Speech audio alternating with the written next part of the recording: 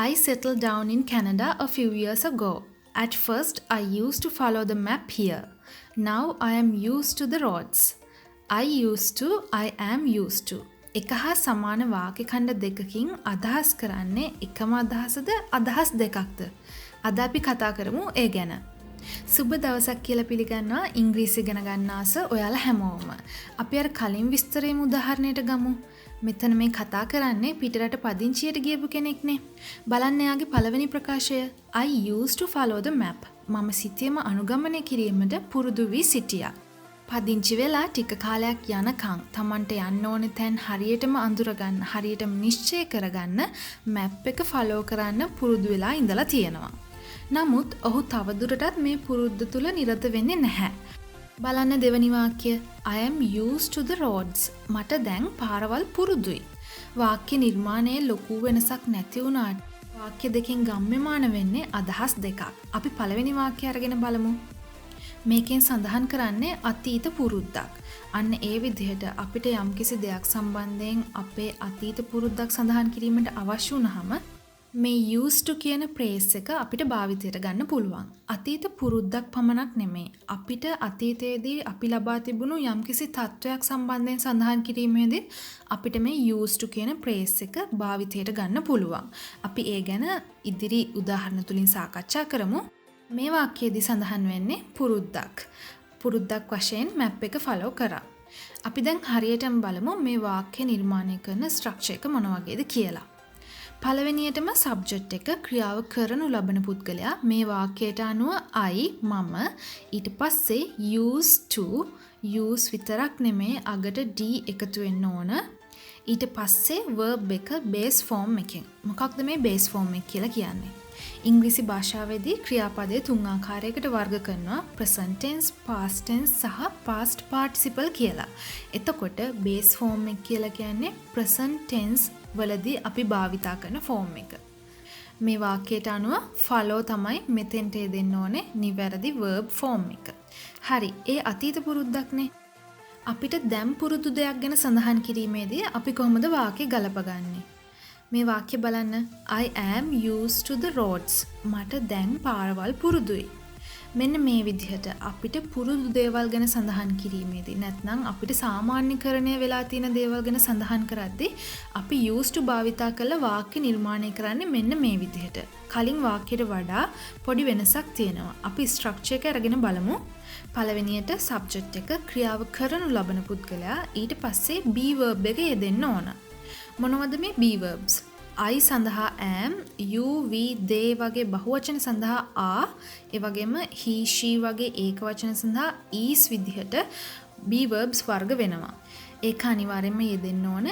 ඊට පස්සේ used to, ඊට පස්සේ අපිට noun එකක් යොදා ගන්නත් පුළුවන්. ඒ වගේම ක්‍රියාකාරකමක් ගැන සඳහන් කරනවා නම් verb එකත් යොදා ගන්න පුළුවන්. නමුත් verb එකට ing එකතු වෙන්න ඕනේ.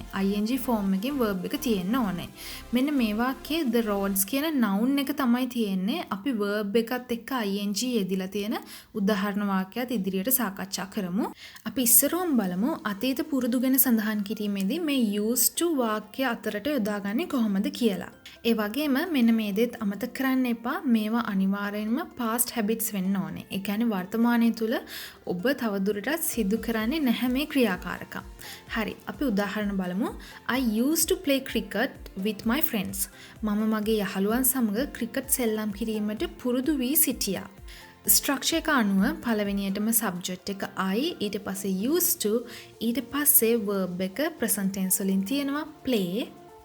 මෙන්න මේ විදිහට ඔබ අතීතයේදී කරපු දෙයක් ගැන සඳහන් කරද්දී පුරුද්දක් වශයෙන් කරපු දෙයක් ගැන සඳහන් කිරීමේදී used to යොදා ගන්න පුළුවන්. ඊළඟ වාක්‍ය he used to eat a lot of sweets. ඔහු ගොඩක් පැණි රස කෑමට පුරුදු වී සිටියා. ඔහු දැන් මේ දේ කරනවද? නැහැ.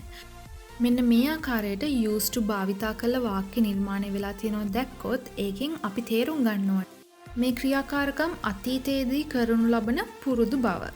වර්තමානයේදී තවදුරටත් මේ දේවල් කරන්නේ නැහැ. කලින් වාක්‍යයේ සබ්ජෙක්ට් එක I, දෙවනි වාක්‍යයේ සබ්ජෙක්ට් එක he, බහුවචන උනත් ඒකවචන උනත් used to past habits සඳහා භාවිතා කිරීමේදී අපිට මෙන්න මේ ආකාරයෙන් වාක්‍ය නිර්මාණය කරන්න පුළුවන්. හරි මම කලින් කිව්වා වගේ අපේ අතීත පුරුදු සඳහා පමණක් නෙමෙයි අපි අපේ ජීවිතේ පවත්වාගෙන ආපු තත්වයන් සඳහන් කිරීමේදීත් used to භාවිතා කරන්න පුළුවන්. මේ උදාහරණ දෙක බලන්න. He used to have a long beard. ඔහුට දිගු රැවුලක් තිබුණා. I used to be a manager. මම කළමනාකරුවෙකු වූවා. මේ දෙකම අතීත පුරුදු නෙමෙයි අපි ජීවිතයේදී පවත්වාගෙන ආපු තත්වයන්. අපේ පෙනුමේ යම් කිසි දෙයක් වෙන්න පුළුවන් නැත්නම් අපේ ජීවනෝපාය වෘත්තිය වෙන්න පුළුවන්.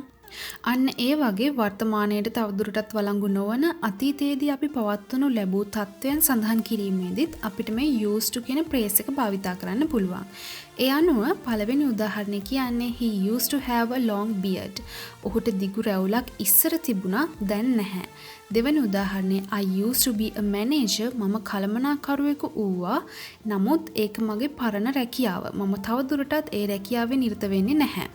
පළවෙනි උදාහරණයේ verb එක have, දෙවෙනි උදාහරණයේ verb එක be.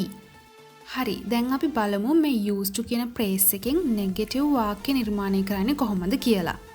negative වාක්‍යයන් ගොඩනැගීමේදී වාක්‍යයේ structure එකේ සිදුවෙන වෙනස ඉස්සරවම අපි බලමු. මුලින්ම subject එක, ඊට පස්සේ did not, ඊට පස්සේ used to සහ අවසානයේදී verb එක base form එකෙන්. ප්‍රධාන වෙනස්කම් දෙකක් වෙලා තියෙනවා. වාක්‍යයට did not එකතු වෙලා තියෙනවා. ඒ වගේම used to කියන phrase එකෙන් d අකුර අයින් වෙලා තියෙනවා. ඒ අනුව negative වාක්‍යයන් තුලදී භාවිතා වෙන්නේ used to නෙමෙයි used to. d අකුර රහිතව.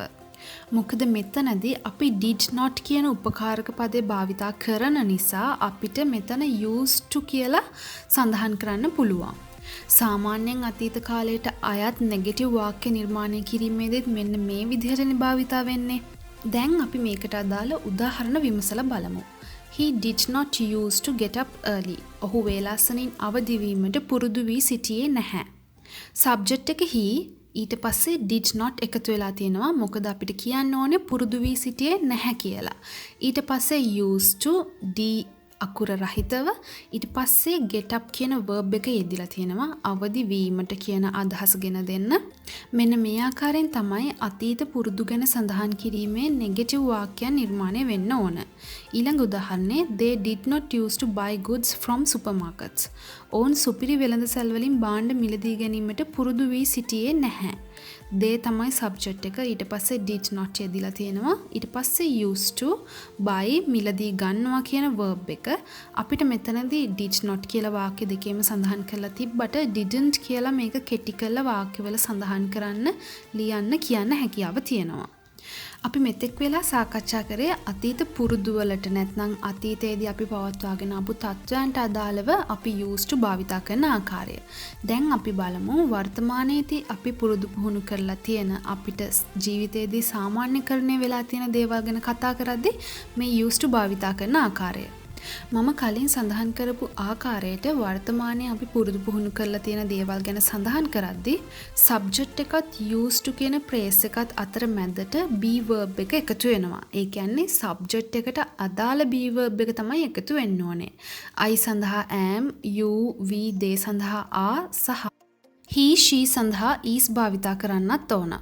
ඒ වගේම verb එකක් එකතු කිරීමේදී verb එක අගට ing එකතු වෙන්න ඕන.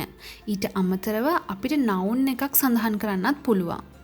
මුලින්ම අපි verb එකත් එක්ක ing එකතු වෙලා තියෙන උදාහරණ දෙකක් බලමු. ඊට පස්සේ noun දෙකක් යෙදিলা තියෙන උදාහරණ දෙකක් බලමු. I am used to studying until late at night. මම බොහෝ රැවනතුරු පාඩම් කිරීමට පුරුදු වී සිටිනවා. I කියන subject එකට අදාළව am කියන be verb එකෙන් පස්සේ තමයි used to යෙදিলা තියෙන්නේ. ඒ වගේම study කියන verb එක අගට ing එකතු වෙලා තියෙනවා. මොකද මේක වර්තමානයේදී මගේ සාමාන්‍ය පුරුද්දක්. අන්න ඒ අදහස ඇඟවෙන්න තමයි මේ be verb එකක් සහිතව සහ verb එකට ing සහිතව used to භාවිතා කරන්නේ. දෙවෙනි උදාහරණය she is used to driving the car. ඇය කාර්ය පැදවීමට පුරුදු වී සිටී. she කියන subject එකට අනුකූලව is කියන be verb එක යොදලා තියෙනවා. ඒ වගේම drive කියන verb එක අගට ing එකතු වෙලා තියෙනවා. හොඳයි. ඊට පස්සේ අපි බලමු මේ be used to කියන phrase එකට noun එකක් එකතු වෙලා නිර්මාණය වෙච්ච වාක්‍ය දෙකක්. We are used to the hot weather. අපි උණුසුම් කාලගුණයට පුරුදු වී සිටි. මෙතනදී verb එකක් දකින්න ලැබෙන්නේ නැහැ. ඒ වෙනුවට තියෙන්නේ noun එකක්. The hot weather. උණුසුම් කාලගුණය. අපි ඒකට පුරුදුයි කියන්නනේ ඕනේ. ඉතින් ඒ සඳහා වාක්‍යයට එකතු වෙලා තියෙනවා we are used to. ඊළඟ උදාහරණය he is used to his small house. ඔහුගේ කුඩා නිවසට පුරුදු වී සිටි.